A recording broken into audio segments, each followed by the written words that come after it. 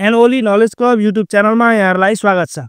विभिन्न ज्ञानवर्धक भिडियोहरू लिएर आउने क्रममा आज हामीले फेरि गोरखापत्रमा प्रकाशित वस्तुगत प्रश्नोत्तरको सङ्गालो लिएर उपस्थित भएका छौँ।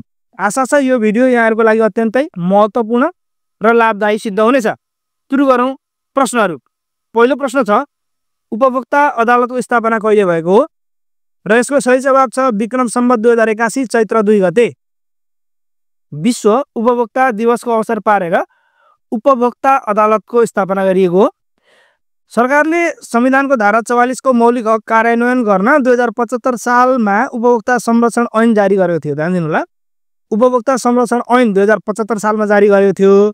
यो चाहिँ संविधानको धारा 44 को मौलिक हकलाई कार्यान्वयन गर्न गरिएको हो। त्यसै गरी विश्व उपभोक्ता दिवसको अवसर पारेर भने विक्रम सम्वत 2081 चैत्र 2 गते चाहिँ उपभोक्ता अदालतको स्थापना गरिएको हो। अब दोस्रो प्रश्न छ, महिला न्यायाधीशहरूको दोस्रो राष्ट्रिय सम्मेलन कहिले सम्पन्न भयो? विक्रम सम्वत 2081 फागुन 26 गते महिला न्यायाधीशहरूको राष्ट्रिय सम्मेलन सम्पन्न भयो। सम्मेलनले 12 बुँदे प्रतिबद्धता पत्र जारी गरेको छ। त्यसै गरी तेस्रो प्रश्न रहेको छ, स्विट्जरल्यान्ड स्थित आइक्यू एयर को विश्व गुणस्तर प्रतिवेदन 2024 अनुसार बढी प्रदूषित देशको सूचीमा नेपाल कति स्थानमा छ? 7औं स्थानमा छ। प्रतिवेदन अनुसार नेपाल विश्वमै 7औं अति प्रदूषित मुलुक र काठमाडौँ शीर्ष 8औं प्रदूषित राजधानीमा परेको छ। सन् 2023 मा नेपाल 8औं स्थानमा र 22 मा 16औं स्थानमा रहेको थियो। यसले के देखाउँछ भने नेपालमा प्रदूषणको मात्रा प्रति वर्ष अत्याधिक मात्रामा बढ्दो रहेको छ। त्यसै गरी सो प्रतिवेदन अनुसार काठमाडौँको हावामा धुवाँ धुलोको कण सरदरमा 45.1 माइक्रोग्राम प्रति घनमिटर रहेको छ। सन् 2023 मा काठमाडौँ 11औं प्रदूषित राजधानी थियो। त्यसै गरी अति प्रदूषित 5 देशहरू हेर्नु पर्यो भने चाहिँ अफ्रिकाको चाड, एसियाको बङ्गलादेश, एसियाकै पाकिस्तान, मध्य अफ्रिकाको कङ्गो र दक्षिण एसियाको भारत। यी चाहिँ अति प्रदूषित देशहरू हुन्। अनि अति प्रदूषित 5वटा राजधानी हेर्नु पर्यो भने चाहिँ नयाँ दिल्ली भारत पहिलो स्थानमा छ। त्यसै गरी नाजामेना चाड दोस्रो, ढाका बङ्गलादेश तेस्रो, किङशासा कङ्गो चौथो र इस्लामाबाद पाकिस्तान 5औं स्थानमा रहेका छन्। त्यसै गरी अर्को प्रश्न छ, 5औं राष्ट्रिय श्रम तथा रोजगार सम्मेलन कहिले सम्पन्न भयो? 2081 फागुन 26 र 27 गते काठमाडौँमा। भने यस सम्मेलनको नारा उत्पादन र उत्पादकत्व विस्तार, आन्तरिक रोजगारीको दिगो आधार भन्ने रहेको थियो। 5औं प्रश्न छ, the HRM award for corporate excellence 2024 बाट सम्मानित हुने संस्था कुन हो?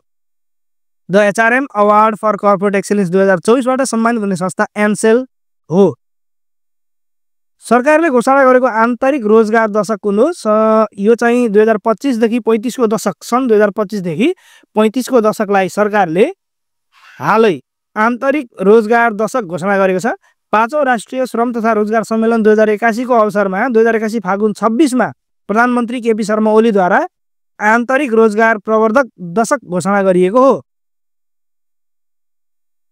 श्रम रोजगार तथा सामाजिक सुरक्षा मन्त्रालयका अनुसार नेपाली श्रम बजारमा 15 देखि 65 वर्ष उमेर समूहका करिब 67% जनशक्ति अर्थात् श्रम शक्ति रहेको छ। तथापि वर्तमान समयको जनसाङ्ख्यिक लाभको अवस्थालाई आन्तरिक श्रम बजारले उचित प्रयोग गर्न सकेको छैन। आर्थिक वर्ष 80-81 मा मात्रै 7,14,297 जना नेपाली जनशक्तिले श्रम स्वीकृति र पुनः श्रम स्वीकृति लिएको देखिन्छ। नागरिक लगानी कोषको स्थापना कहिले भएको? विक्रम सम्वत 2047 चैत्र 4 गते। 2047 चैत्र 4 गते नागरिक लगानी कोषको स्थापना भएको हो। अहिले नागरिक लगानी कोष 35औं वर्षमा प्रवेश गरेको छ।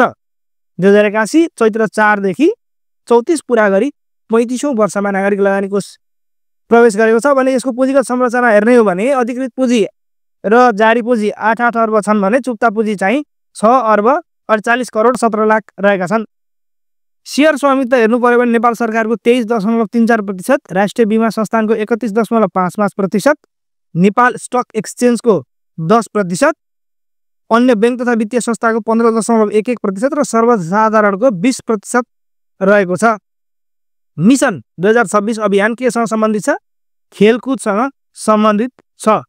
मिसन 2026 भन्यो भने खेलकुदसँग सम्बन्धित रहेको छ। प्रश्न नम्बर 9 मदन भण्डारी कला साहित्य प्रतिष्ठानको आयोजनामा हिमवत खण्ड कला साहित्य संस्कृति सम्मेलन कहिले सम्पन्न भयो? विक्रम सम्वत 2081 चैत्र 1 देखि 3 काठमाडौँ। र सम्मेलनमा भारत, चीन, बङ्गलादेश, म्यानमार, भुटान, थाइल्यान्डमा बस्ने नेपाली भाषीहरूको समेत सहभागिता रहेको थियो। महोत्तरीमा निर्माण गरिएको नेपाल पल्प एन्ड पेपर इन्डस्ट्रिजको उद्घाटन कहिले गरिएको? विक्रम सम्वत 2081 फागुन 21 गते। ध्यान दिनु होला, फागुन 21 गते। यो चाहिँ आइएमई समूहद्वारा 2 अर्ब लगानीमा निर्माण गरिएको हो। र यो 2081 फागुन 21 मा प्रधानमन्त्री केपी शर्मा ओलीले उद्घाटन गर्नुभएको हो। उद्योगको दैनिक उत्पादन क्षमता भने 70 टन रहेको छ। प्रश्न नम्बर 11 अमेरिकी राष्ट्रपति डोनाल्ड ट्रम्पले अमेरिकामा आवासीय अनुमति प्रदान गर्न घोषणा गरेको नयाँ योजना कुन हो? गोल्डन कार्ड हो। 50 लाख अमेरिकी डलर तिरेर यो कार्ड लिन सकिने जनाइएको छ। परम्परागत ग्रीन कार्डको महँगो संस्करणका रूपमा गोल्डन कार्डलाई प्रस्तुत गरिएको छ। आफ्नो दोस्रो कार्यकालको पहिलो प्राथमिकतामा लाखौं गैर कानुनी आप्रवासीलाई देश निकाला गरेका ट्रम्पले नयाँ कार्डले अधिक मूल्यवान एवं धनवान व्यक्तिहरूलाई अमेरिका भित्राउने दाबी गरेका छन्। गोल्ड कार्डले हाल लागू EB-5 आप्रवासन भिसालाई विस्थापित गर्नेछ। बङ्गलादेशमा विद्यार्थी नेतृत्वमा गठित नयाँ पार्टी कुन हो? राष्ट्रिय नागरिक पार्टी हो। सन् 2025 फेब्रुअरी 27 मा स्थापना भएको हो भने यसको औपचारिक घोषणा चाहिँ 2025 फेब्रुअरी 28 मा गरिएको हो र यसको नेतृत्व नाहिद इस्लामले गरेका छन्। बङ्गलादेशमा गत जुलाईमा भएको आन्दोलनको नेतृत्व गरेका विद्यार्थी नेताहरूले नयाँ पार्टी खोलेका हुन्।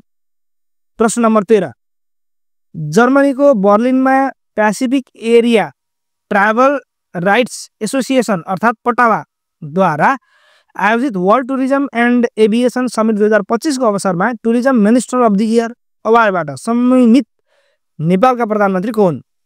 उनी हुन् बद्री प्रसाद पाण्डे, संस्कृति पर्यटन तथा नागरिक उड्डयन मन्त्री। प्रश्न नम्बर 14 भारतको प्रयागराजमा सञ्चालित कुम्भ मेला महाकुम्भ मेला यो जुन 2025 मा सञ्चालन भएको थियो, सो महाकुम्भ मेलामा कति श्रद्धालु महानुभावहरूद्वारा स्नान गरिएको आकलन गरिएको छ? र यसको जवाफ हो 66 करोड अर्थात् 66 करोड व्यक्तिहरूले भारतको कुम्भ मेलामा स्नान गरिएको जनाइएको छ। प्रश्न नम्बर 15 प्रथम राष्ट्रिय बाँस सम्मेलनको आयोजना कहिले गरियो? विक्रम सम्वत 2081 फागुन 15 देखि 17 दिक्तेल खोटाङमा। र यसको नारा चाहिँ जहाँ बाँस त्यहाँ जीवन, जहाँ जीवन त्यहाँ बाँस भन्ने रहेको थियो। प्रश्न नम्बर 16 भीम विराग राष्ट्रिय सङ्गीत पुरस्कार 2081 कसलाई प्रदान गरियो? गायक हेमन्त शर्मा। गायक हेमन्त शर्मालाई भीम विराग राष्ट्रिय सङ्गीत पुरस्कार 2081 प्रदान गरियो। प्रश्न नम्बर 17 सरकारले नेपाल विद्युत प्राधिकरणको कार्यकारी निर्देशकमा कसलाई नियुक्ति गर्यो? हितेन्द्र देव साक्य। 2081 चैत्र 11 को मन्त्री परिषद बैठकले साक्यलाई सो पदमा नियुक्ति गरेको हो। प्रश्न नम्बर 18 सगरमाथा संवाद आयोजना कहिले गरिने भएको छ? 82 जेठ 2, 3, 4 2082 जेठ 2, 3 र 4 गते सगरमाथा संवादको आयोजना गरिने भएको छ। जलवायु परिवर्तनका विषयमा पर्वतीय र तटीय मुलुकले झेल्नु परेका समस्या विश्व समुदाय समक्ष प्रस्तुत गर्ने उद्देश्यले सरकारले यो कार्यक्रम आयोजना गर्न लागेको हो। र यो संवादमा विभिन्न देशका 350 भन्दा बढी उच्च पदस्थ अधिकारीहरूलाई निमन्त्रणा गरी पठाइएको छ। सगरमाथा संवाद मार्फत जलवायु परिवर्तनको मुद्दा जोड तोडले उठाइने भएको छ। प्रश्न नम्बर 19 बहुलेखकद्वारा पुस्तक वाचनमा सबैभन्दा धेरै सहभागी भएको नयाँ विश्व कीर्तिमान कायम गर्ने लेखक को हुन्? लेखक द्वय प्रेम रावत र विपुल रिखी। सन् 2025 मार्च 2 मा उत्तर प्रदेशको मिर्जापुर स्थित राजविद्या केन्द्रद्वारा आयोजित सो कार्यक्रममा 1,33,234 जना मानिसहरूको विशाल समूहलाई लेखक द्वयद्वारा सम्बोधन गरिएको थियो। प्रश्न नम्बर 20 सन् 2025 मा दुबईमा सम्पन्न आइसिसी च्याम्पियन ट्रफी जित्ने राष्ट्र कुन हो? भारत हो। भारतले न्युजिल्यान्डलाई 4 विकेटले हराएर सो उपाधि जितेको थियो। 2025 मा दुबईमा सम्पन्न आइसिसी च्याम्पियन ट्रफी जित्ने राष्ट्र भारत, जसले चाहिँ न्युजिल्यान्डलाई 4 विकेटले हराएर सो उपाधि जितेको थियो। प्रश्न नम्बर 21 विश्व बैंकले 2081 चैत्र 11 मा सार्वजनिक गरेको नेपाल राष्ट्रिय आर्थिक परिदृश्य नेपालको आर्थिक वृद्धिको सम्भावना खोल्दै नामक प्रतिवेदन अनुसार नेपालमा चरम गरिबी दैनिक 2.15 अमेरिकी डलर भन्दा कम आयो भने कति प्रतिशतमा झरेको छ? 0.37 प्रतिशत। सन् 1995 मा चरम गरिबी अर्थात् दैनिक आय $2.15 भन्दा कम आय हुनेको संख्या 55% थियो, जुन सन् 2023 मा 0.34% मा झरेको छ। दैनिक $2.15 अमेरिकी डलर भनौँ सोभन्दा कम आय हुनेलाई चाहिँ चरम गरिबीको रेखामुनि रहेको जनसङ्ख्या भनेर बुझिन्छ। यस्तो रेखा सन् 2017 को खरिद क्षमताका आधारमा तय गरिएको थियो। यी थिए आजका गोर्खापत्रमा प्रकाशित वस्तुगत प्रश्न उत्तरहरू।